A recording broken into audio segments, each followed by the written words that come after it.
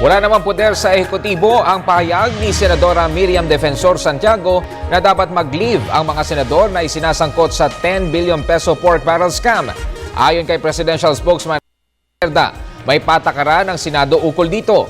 Sasampahan ng kaso ng Office of the Ombudsman sina Senador Juan Ponce Enrile, Bong Revilla at Jingo Estrada sa Sandigang Bayan ng plunder at graft.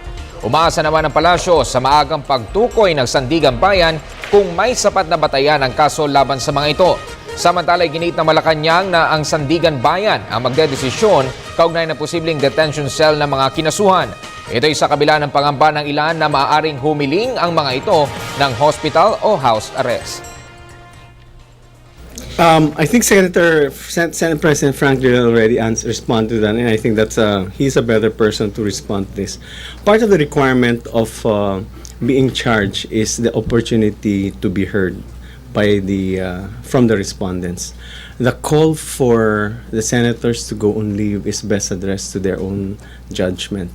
But there are rules and procedures in the Senate as to when a particular senator may be suspended. And those rules have been mentioned by Senate President Frank.